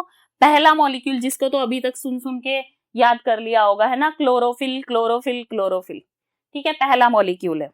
दूसरा मॉलिक्यूल है हमारा हमारे कैरेटिनॉइड्स। अब ये नया मॉलिक्यूल आ गया है ना। कैरेटिनॉइड्स क्या होते हैं? कुछ अदर ग्रीन कलर से अदर भी कुछ मॉलिक्यूल्स होते हैं। कैरेटिनॉइड्स में कैरेटिन आते हैं और ज़ैंथोफिल्स आते हैं। कैरेटिन का कलर जो होता है बच्चों, इनका कलर होता है रेड, ठीक है, या फिर इसकी रेंज कुछ ऑरेंज तक जाती है। और ज़ैंथोफिल्स जो होते हैं वो होते हैं येलो पिगमेंट्स, ठीक है। तो सिर्फ ऐसा तो नहीं होता होगा ना, सिर्फ ग्रीन ग्रीन कलर के पिगमेंट पड़े हैं, कुछ एक्स्ट्रा पिगमेंट्स भी होते हैं।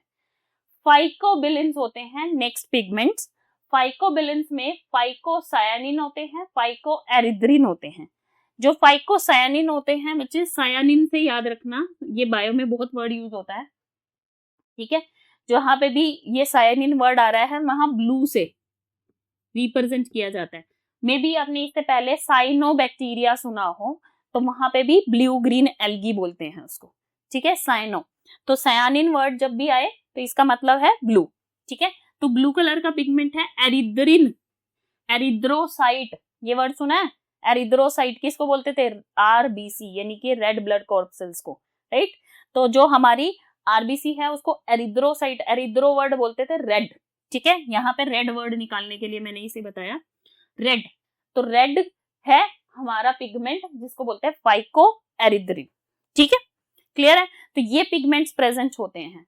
अब इसमें भी जो क्लोरोफिल की बच्चे हम बात कर रहे हैं, क्या क्लोरोफिल अकेला एक पिगमेंट है? नहीं, क्लोरोफिल में भी कैटेगरीज हैं, chlorophyll A, chlorophyll B, chlorophyll C, इस तरीके से, ठीक है, बहुत सारे होते हैं। बट मेजर जो हमारे पास क्लोरोफिल होते हैं वो होते हैं क्लोरोफिल ए और क्लोरोफिल बी, सिर्फ दो, ठीक है, क्लोरोफिल ए और बी ये होने जरूरी होते हैं प्लांट के अंदर। तो जो क्लोरोफिल ए है बेटे, वो क्या करता है? ब्लू और रेड लाइट को एब्जॉर्ब कर सकता है, ठीक है। अब जो हमारी सनलाइट आ रही है वो सनलाइट जो है बहुत सारी लाइट्स का पार्ट है। अब उनमें से जो रेडिएशन, जो वेवलेंथ इस रेंज में आ रही होंगी ब्लू की और रेड की, उसको ए वाला एब्जॉर्ब करेगा। जो बी की रेंज की होंगी वो ब्लू लाइट को एब्जॉर्ब करेगा। कैरेटिनॉइड ब्लू और ब्लू ग्रीन लाइट को एब्जॉर्ब करेंगे और phycobilins green and yellow light को एब्जॉर्ब करेंगे। लेकिन यहाँ पर ना एक चीज को नोटिस रखना, कोई भी जब पिगमेंट है अगर वो खुद से जिस कलर का है, ग्रीन कलर का पिगमेंट है क्लोरोफिल, वो ग्रीन लाइट को सिर्फ रिफ्लेक्ट कर सकता है, ठीक है, वो एब्जॉर्ब नहीं कर पाएगा। तो ग्रीन लाइट उसमें से एब्जॉर्ब नहीं होगी। तो इसीलिए इनकी जो स्पेसिफिक लाइट्स हैं कि कौन किस लाइट को एब्जॉर्ब कर रहा है, ठीक है, तो वो हमें लर्न रखने। Is that clear? ठीक है। चलिए, अब इसी का ही क्वेश्चन आ गया। One of the following statement is true about photosynthetic pigments in the plants. तो कौन सी स्टेटमेंट सही है? There is only one type of chlorophyll. क्या क्लोरोफिल एक तरह का था? नहीं, हमने तो क्लोरोफिल ए और बी तो देख भी लिया है ना, नहीं था, तो ये तो गलत है। Chlorophyll absorb only green light. क्या वो ग्रीन लाइट को ले सकता है? नहीं, ग्रीन लाइट को क्या करेगा? वो रिफ्लेक्ट करेगा। क्या करेगा? रिफ्लेक्ट, ठीक है। Chlorophyll is found in the membrane of thylakoid. Membrane of thylakoid, chlorophyll कहाँ था? थाइलाकोइड में तो था, पिगमेंट्स है ना वहीं पर, तो ये हो गया बिल्कुल सही। फिर chlorophyll is needed for Calvin cycle. अभी तो पता नहीं हमें केल्विन साइकिल होती क्या है, ठीक है। और क्या क्लोरोफिल जरूरी है? नहीं, बिल्कुल नहीं, क्योंकि क्लोरोफिल क्या करेगा? सनलाइट को लेने का काम करेगा ना, तो ये भी हमारे लिए तो सही नहीं है। तो option C is right. Is that clear? ठीक है, समझ में आया? ठीक है, चलिए चलिए अब आ गए हम major 4 points of mechanism of photosynthesis. ये 4 स्टेप को समझ लो, ये समझ में आ गए तो आधी चीजें तो क्लियर हो जाएंगी पूरे मैकेनिज्म से, ठीक है। तो सबसे पहले क्या है, पहला स्टेप है हमारा absorption of light energy by chlorophyll. तो सबसे पहला काम तो क्लोरोफिल को करना पड़ेगा, लाइट एनर्जी को तो ले आओ, है ना, काम तो तभी शुरू होगा, बिना एनर्जी के तो कुछ काम नहीं कर पाएंगे हम लोग, है ना। तो जो प्लांट्स हैं, क्योंकि प्लांट्स, हम लोग तो क्या करते हैं, किसी दूसरे पे डिपेंडेंट हो जाते हैं, लेकिन प्लांट्स तो क्या ही करेंगे, प्लांट्स को तो लाइट एनर्जी ही चाहिए, है ना। तो वो तब बनाएंगे तभी तो कोई ना कोई उसको भी खाएगा। तो क्लोरोफिल मॉलिक्यूल सबसे पहले क्या करेंगे, लाइट एनर्जी को एब्जॉर्ब करेंगे बच्चों। तो जब ये लाइट की एनर्जी एब्जॉर्ब हो जाएगी, फिर इसके बाद क्या होगा, कन्वर्जन होगा इस एनर्जी का into the chemical form of energy. अब लाइट एनर्जी है, मान के चल रहे हैं हम सोलर लाइट है, यानी कि सन की लाइट है, ठीक है। उस सन लाइट को चेंज किया जाएगा केमिकल फॉर्म ऑफ एनर्जी। अब केमिकल फॉर्म ऑफ एनर्जी तो लिविंग बॉडीज में कौन सी होती है, लिविंग बॉडीज में एटीपी, यहां पर एक और नाम याद रखो, NADPH प्लस H पॉजिटिव, ठीक है। तो ये भी एक फॉर्म होती है। तो इस फॉर्म में during photosynthesis solar energy convert हो जाएगी इनटू एटीपी और NADPH, ठीक है। फिर क्या होगा, अब सनलाइट आई है, सनलाइट आके कुछ ना कुछ तो करेगी, वाटर भी आया होगा उस टाइम पे, CO2 भी ली थी, रॉ मटेरियल थे ना वो, तो वो भी आए होंगे। तो जब वाटर आया हुआ था तो उस वाटर को स्प्लिट किया गया, स्प्लिट मतलब ब्रेक डाउन, है ना। तो वाटर को क्या कर दिया गया, वाटर लिया, सनलाइट आई, अब सनलाइट ने देखा इस वाटर को, तो उसने क्या किया, इसको स्प्लिट कर दिया। स्प्लिट करने से क्या होगा बच्चों, क्या होगा, टूट जाएगा। टूटने से क्या होगा, हाइड्रोजन आयंस बनेंगे, ऑक्सीजन गैस बनेगी और इलेक्ट्रॉन्स बनेंगे। तो जो हमारी हाइड्रोजन आयंस और इलेक्ट्रॉन्स हैं, इन्हीं से सारा कन्वर्जन होता है कि हमारी एनर्जी बनती है, ठीक है, इन्हीं का खेल है सारा। लेकिन जो हमारी ऑक्सीजन बनेगी वो क्या करेगी, बाहर निकल जाएगी, है ना। किससे निकलेगी, कौन कर रहा था एक्सचेंज ऑफ गैसेस, स्टोमेटा, ठीक है। तो ये एटमॉस्फेयर में चली जाएगी इमीडिएटली। अब बचा कौन कौन, CO2 बचा है ना, और एनर्जी बची है, एनर्जी के कंपाउंड बना दिए थे। एनर्जी के कंपाउंड की हेल्प से जो ये CO2 है उसका क्या होगा, रिडक्शन होगा। क्या होगा बच्चों, रिडक्शन होगा। अब ये रिडक्शन होने के बाद क्या बनेगा, फूड बनेगा, और उस फूड का नाम हमारे पास था ग्लूकोज। तो मेजर ये 4 स्टेप्स हैं, ठीक है। इन्हीं 4 स्टेप्स को हम अलग अलग तरीके से पढ़ते हैं। अगर आपको एक पार्ट के लिए एक समराइज वे में आपको लर्न करना है, ये 4 स्टेप को भी आप याद रखोगे तो आप इसको लिख पाओगे एटलीस्ट, ठीक है। तो चलो हम इसको डिटेल में पढ़ लेते हैं। फेसेस इन फोटोसिंथेसिस, हमारे 2 तरह के फेस होते हैं बच्चों। फोटोसिंथेसिस 2 पार्ट में डिवाइडेड है। एक है जो लाइट फेस मतलब लाइट डिपेंडेंट फेस, ठीक है, लाइट फेस। और दूसरा क्या लिखा है, डार्क फेस, है ना। अब तुमने लाइट को तो बहुत जल्दी से समझ लिया, लाइट मतलब लाइट पे डिपेंडेंट है ना। डार्क मतलब जो नाइट में होने वाला होगा, रात को होएगा, ये तो दिन में हो जाएगा, वो रात को हो जाएगा, नहीं, ठीक है। डार्क फेस का मतलब लाइट इंडिपेंडेंट फेस है, वो दिन में भी होगा बट वो सन की लाइट या किसी भी लाइट एनर्जी पे डिपेंड नहीं करेगा, इसीलिए उसको डार्क फेस बोला गया, ठीक है। तो कौन कौन से फेस हो गए, लाइट फेस और एक हो गया डार्क फेस, ठीक है। चलिए लाइट फेस की जब हम बात करें तो लाइट फेस को हम एक और नाम दे रहे हैं, फोटोकेमिकल फेस, ठीक है। फोटो मतलब लाइट की डिपेंडेंट ही है ना, तो लाइट पे डिपेंडेंट है तो लाइट डिपेंडेंट फेस ही बोल रहे हैं इसको, ठीक है। अब ये कहां पर होता है, ये होता है ग्रेना या फिर उसको बोला है थाइलाकोइड मेम्ब्रेन पर। क्लोरोप्लास्ट में हमने थाइलाकोइड मेम्ब्रेन को बार बार मार्क किया था, उसी मेम्ब्रेन पे ये फेस प्रेजेंट होता है, ठीक है, और उसी को नाम दिया है। इस फेस में क्या क्या होता है, हमारी क्या होता है, इस फेस में CO2 एब्जॉर्ब हो रही होती है, लो जी हमने एब्जॉर्ब कर दिया, CO2 को अंदर आ रही है स्टोमेटा से उसी टाइम पे, ठीक है। साथ में क्या हो रहा होता है, वाटर आ रहा होगा, चलो जी वाटर भी आ गया हमारे पास, है ना, वाटर आ गया। फिर सनलाइट आ रही है, सन की लाइट भी आ रही है जी, है ना। तो सारी चीजें हमारे पास आ गई। इसके साथ साथ क्या हो रहा है, जैसे सनलाइट आई, अभी अभी हमने पढ़ा था ना, स्प्लिटिंग ऑफ वाटर हो रहा है, तो यहाँ पर हो रहा है वो कैसे हो रहा है बच्चों, ये देखो, ये रही वाटर, ये रहा सनलाइट आ रही है यहाँ से, ठीक है। सनलाइट के आने से वाटर की स्प्लिटिंग हुई, हाइड्रोजन आयंस बने, यहाँ से इलेक्ट्रॉन बने, यहाँ से ऑक्सीजन बनी। इस ऑक्सीजन को तो हमने भगा दिया, ये तो साथ साथ चली जाएगी, लेकिन अभी बचा कौन है, हाइड्रोजन आयन और इलेक्ट्रॉन। ये मिलकर क्या करेंगे, एनर्जी बनाएंगे।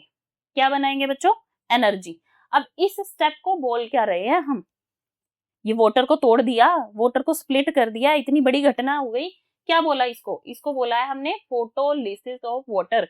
ध्यान देना कैसे, फोटो मतलब क्या था, सनलाइट, ठीक है, और लिसिस का मतलब क्या था, ब्रेक डाउन। क्या था, ब्रेक डाउन।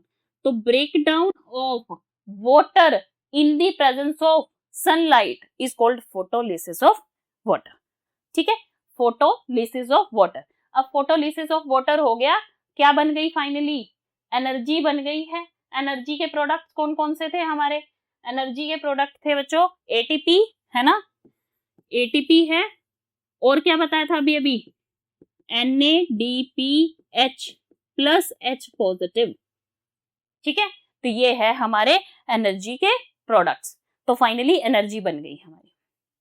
अब लाइट फेज का मेजर काम क्या था, लाइट फेज का काम था बच्चे, हमारी जितनी सोलर फॉर्म ऑफ एनर्जी थी, यानी सन की लाइट से जो आई हुई एनर्जी थी, उसको कन्वर्ट करना in form of chemical energy, ठीक है, जिससे क्या हो कि अब ये केमिकल प्रोडक्ट्स पड़े रहे, जब भी हमें यूज करना होगा कर लेंगे, हमारी मर्जी है। प्लांट्स ये सोच के चलते हैं। तो यानी कि दिन के टाइम पे इनका काम क्या चल रहा है, जब जब सनलाइट प्रेजेंट है बस फटाफट इतना काम करके रख लो। अब सनलाइट होगी तो अच्छा, नहीं होगी तो भी अच्छा, हमारा काम चलता रहेगा। कैसे, क्योंकि फूड बनाने की process is not a dependent process of light, ठीक है, लाइट पे डिपेंडेंट नहीं है, बट लाइट के प्रोडक्ट्स पे डिपेंडेंट है, ठीक है। क्या बोल रही हूं मैं, लाइट डिपेंडेंट नहीं है नेक्स्ट प्रोसेस, बट लाइट के प्रोडक्ट्स पे डिपेंडेंट है, ठीक है। तो यहां पर आ गया हमारा सेकंड फेज, जो कि लाइट इंडिपेंडेंट फेज भी है, डार्क फेज भी है, ठीक है। इसी को बोल रहे हैं बच्चे सिंथेसाइजिंग फेज। सिंथेसाइजिंग क्यों, क्योंकि यहाँ पे फूड सिंथेसाइज होने वाला है, ठीक है। ये लिखा है लाइट इंडिपेंडेंट फेज, और लिखा है बायोकेमिकल फेज, ठीक है, बायोसिंथेटिक फेज भी बोलते हैं इसको। चलिए, अब ये कहां पर होता है, वो कहां हो रहा था, ग्रेना में हो रहा था, थाइलाकोइड की मेम्ब्रेन पे हो रहा था। ये कहां हो रहा है बच्चे, ध्यान दो, स्ट्रोमा। लास्ट स्लाइड में भी हम ध्यान देंगे, ग्रेना, ठीक है। कौन सी रिएक्शन है, लाइट रिएक्शन। लाइट रिएक्शन कहां हो रही है, ग्रेना में, और डार्क रिएक्शन कहां हो रही है, स्ट्रोमा में, ठीक है। ये ध्यान देना है, स्ट्रोमा में होती है हमारी डार्क रिएक्शन। अब जो ये डार्क रिएक्शन होती है स्ट्रोमा के अंदर होती है, इसमें एक्चुअल में क्या होता है, उसमें प्रोसेस होती है बच्चे रिडक्शन ऑफ CO2। CO2 दिन में ही आ गई थी, जिस टाइम पे ऑक्सीजन जाएगी तभी CO2 आएगी, है ना। ये CO2 ऐसे आ गई थी हमारे पास दिन में, तो वो जब अंदर आती है एनर्जी बनी हुई है। ये कौन है, ये दोनों कौन है, ये लाइट रिएक्शन के प्रोडक्ट हैं, जो अभी अभी हमने लाइट रिएक्शन लाइट फेज पढ़ा है उसके प्रोडक्ट्स हैं दोनों, ठीक है। ये दोनों प्रोडक्ट्स हैं, ये दोनों प्रोडक्ट, ये भी हमारा दिन में आया हुआ है CO2, ठीक है। बस इस टाइम पे काम होगा, है ना, काम करने वाली प्रोसेस अब होगी। यहां काम करने वाली प्रोसेस कौन है, इसे बोलते हैं केल्विन साइकिल। क्या बोलते हैं बच्चों, केल्विन साइकिल। केल्विन एक साइंटिस्ट के नाम है जिन्होंने इसको डिस्कवर किया था, इसीलिए इस साइकिल का नाम है केल्विन साइकिल, ठीक है। अब केल्विन साइकिल क्या करते हैं, इस साइकिल के अंदर CO2 का क्या होता है बच्चे, रिडक्शन हो जाता है, रिडक्शन हो जाता है। अब रिडक्शन होगा तो रिडक्शन के लिए एनर्जी चाहिए थी, एनर्जी कहां से मिली, इन प्रोडक्ट से मिल गई। इसकी फॉर्म में जब एनर्जी मिली तो ये CO2 कन्वर्ट हो गई इनटू ग्लूकोज, ठीक है। ग्लूकोज को मैंने लिखा है 6 कार्बन का एलिमेंट कंपाउंड है, ठीक है। कैसे, C6H12O6, स्टार्टिंग में हमने फॉर्मूला पढ़ा था ना, ठीक है। तो इसीलिए ये 6 कार्बन का मॉलिक्यूल है, कैसे, C6H12O6, ठीक है। C6 लिखा है इसलिए 6 कार्बन हुए हमारे। तो अब ये ग्लूकोज फाइनली हमारा क्या हो गया, बन गया। तो ये जो डार्क रिएक्शन है उसमें है एक ही स्टेप, रिडक्शन ऑफ CO2, लेकिन मेजर स्टेप भी वही है। लेकिन ये सारी प्रोसेस, पूरी केल्विन साइकिल किस पे डिपेंड कर रही है, इससे पहले वाली प्रोसेस पे, लाइट की प्रोसेस पे। लाइट पर नहीं, लाइट की प्रोसेस पे, क्योंकि उसी के प्रोडक्ट्स को यूज करना है ना इसमें। अगर वो प्रोसेस में कुछ भी हल्टिंग होगी, कुछ भी मिस्टेक होगी, तो ये प्रोसेस भी स्टॉप हो सकती है। तो फाइनली प्रोडक्ट्स कहां से चाहिए, लाइट रिएक्शन से, बट लाइट पे डायरेक्टली डिपेंडेंट नहीं है, ठीक है। इसीलिए इसको डार्क रिएक्शन, डार्क फेज बोला जाता है। Is that clear? ठीक है। तो ये तो हमने फाइनल ओवरऑल देखते हैं कि कैसे फोटोसिंथेसिस हुई, देखो ध्यान से। चलिए, यहां पर हमारे पास क्या है, ये रहे हमारे थाइलाकोइड की मेम्ब्रेन, ग्रेनम, ठीक है, पूरा का पूरा ग्रेनम बना। इसमें क्या हो रहा है, सनलाइट आ रही है एंड इसके पास क्या थे, पिगमेंट्स थे। क्या थे यहाँ पर, पिगमेंट्स थे। सभी पिगमेंट ने क्या किया, इन सनलाइट को एब्जॉर्ब कर लिया, ठीक है। जैसे जैसे सनलाइट इसको एब्जॉर्ब कर रही है, सनलाइट को ये एब्जॉर्ब कर रहे हैं, धीरे धीरे इधर से आ रहा था हमारा वाटर मॉलिक्यूल भी। वाटर मॉलिक्यूल जैसे ही एंटर करा सन के प्रेजेंस में, अब इस लाइट एनर्जी ने क्या किया, इसको तोड़ दिया। इसके तोड़ने से क्या बना, इधर से हाइड्रोजन आयन एंड इलेक्ट्रॉन बनाए थे हमने, ठीक है, और इधर से क्या बना, ऑक्सीजन। ऑक्सीजन क्या कर गई, लिबरेट हो गई, गई बाहर, ठीक है, लिबरेटेड, ये चली गई।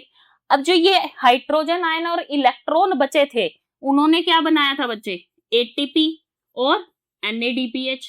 क्या बनाया, ATP और NADPH। अब ये ATP NADPH कहां चले गए थे, केल्विन साइकिल में, किस, क्या करने के लिए, इस कार्बन डाइऑक्साइड का रिडक्शन करने के लिए। अब ध्यान देना, इधर रिडक्शन हुआ, इधर भी वाटर था, इसकी भी लिसिस हुई है, ये भी ध्यान रखना, फोटोलिसिस, ठीक है, फोटोलिसिस हुई यहां पर। इधर CO2 का रिडक्शन हुआ, CO2 केल्विन साइकिल में एंटर कर रहा है, ये एंटर कर रहा है, इनसे फाइनल ये प्रोडक्ट निकल रहा है यहाँ पर ग्लूकोज, ठीक है। और जो ये ATP थे ये वापस चले गए क्योंकि अब टूट चुके हैं। ATP से, ATP की फुल फॉर्म भी याद रखो यहाँ पर, ATP, ठीक है, इनका नाम, इनकी फुल फॉर्म होती है एडिनोसाइन ट्राइफॉस्फेट, ठीक है। दूसरे की इतनी ज्यादा जरूरत नहीं है फुल नेम लर्न करने की, बट इसका याद रखो एडिनोसाइन ट्राइफॉस्फेट, क्योंकि ये ट्राई मतलब 3 फॉस्फेट इसमें लगे थे। जब ये टूटा तो ये क्या बन गया, एडिनोसाइन डाइफॉस्फेट, डी लगा है अब, ठीक है, डाइफॉस्फेट, एक फॉस्फेट ये रिमूव हो चुका है। इसी की वजह से एनर्जी मिलती है, जब ये ब्रेक करते हैं मॉलिक्यूल्स तो एनर्जी देते हैं। तो ये एनर्जी मिल गई और ये मॉलिक्यूल टूट गया। इधर देखो NADPH था, है ना, और वहां देखो क्या है, NADP+, इसका मतलब इसके से भी हाइड्रोजन हट गया, इसका मतलब ये भी ब्रेक हुआ होगा, और ब्रेक हुआ तो क्या मिला होगा, एनर्जी, ठीक है। तो फाइनली ये वापस आ गए, फिर ये दोबारा से ये सर्कल चलता रहेगा। तो जो हमारी लाइट रिएक्शन है वो लाइट पर डिपेंडेंट थी, और जो हमारी डार्क रिएक्शन है that is dependent on the products of light reaction, ठीक है, प्रोडक्ट्स ऑफ लाइट रिएक्शन। अब ये सारी की सारी स्टेप ऑफ प्रोसेस कहां चल रही है, जरा स्ट्रक्चर देखो किसका है, क्लोरोप्लास्ट का, ठीक है। तो पूरा का पूरा काम क्लोरोप्लास्ट में हो रहा है, ये हो रही है स्ट्रोमा में, और ये हो रही है थाइलाकोइड की मेम्ब्रेन यानी ग्रीना में, ठीक है, क्लियर है। चलिए, ये तो आपने समझ लिया कि फोटोसिंथेसिस कैसे हो रही है और क्या हो रही है। तो जरा आ जाओ स्पीच टाइम पे, है ना। तो photosynthesis is primarily a process of converting, किस चीज को कन्वर्ट कर रही है, केमिकल एनर्जी को लाइट एनर्जी में कन्वर्ट कर रही है, नहीं, क्यों, क्योंकि केमिकल एनर्जी तो हमें बनानी है ना, लाइट एनर्जी को केमिकल एनर्जी में कन्वर्ट कर रही है, सही है। हीट एनर्जी को कन्वर्ट कर रही है केमिकल में, नहीं, केमिकल एनर्जी को हीट में नहीं। तो लाइट एनर्जी कौन सी, सनलाइट पढ़ी है हमने, है ना, सनलाइट को क्या बनाया था, केमिकल बनाया था। कैसे बनाया था, याद करो थोड़ा सा, सनलाइट आई और कौन सी केमिकल बनी थी, कौन से केमिकल थे, केमिकल एनर्जी थी एटीपी और कौन सी थी NADPH एंड H पॉजिटिव। ठीक है, क्लियर है? तो option B is the right one, तो हमने बी को मार्क कर दिया।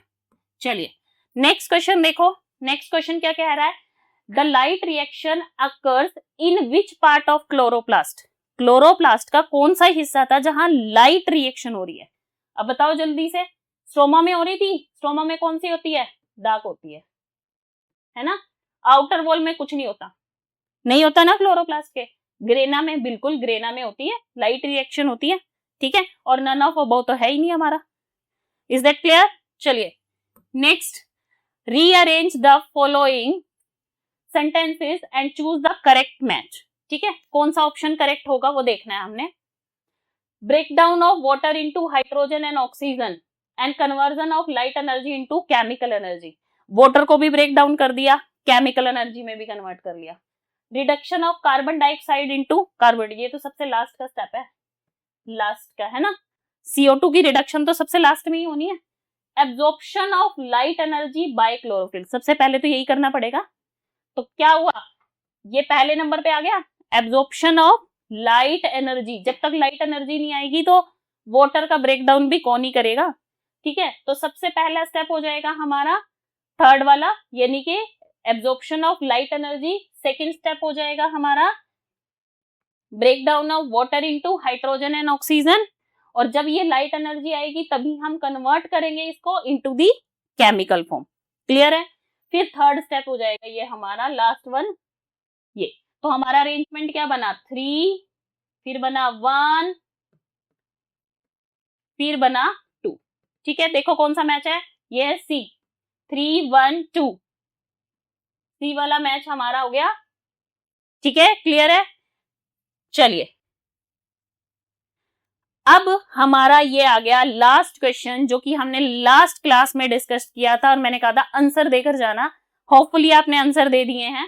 ठीक है, चलिए हम लोग इसको कंप्लीट करते हैं। Mode of nutrition in fungi, fungi क्या थी बच्चे, सेप्रोफिटिक थी, क्या थी, सेप्रोफिटिक, क्योंकि ऑटोट्रोफिक तो हमारे ग्रीन कलर के होते हैं, होलोजोइक बड़े बड़े एनिमल्स थे, काओ थे, ह्यूमंस थे, ये सब थे। पैरासिटिक हो सकती है कुछ जगह पे, बट मेजर जो फॉर्म है इसकी, मेजर जो न्यूट्रिशन टाइप है वो क्या है, सेप्रोफिटिक, क्योंकि ये क्या करती है, डेड एंड डिकेइंग मैटर को जो है कंज्यूम करती है। ठीक है, चलिए होपफुली आपने ये आंसर दिया होगा, क्योंकि ये भी एक NTSC पेपर का है। ठीक है, चलिए नेक्स्ट क्लास में हम एक्टिविटीज करेंगे फोटोसिंथेसिस से related. Stay tune with us, thank you.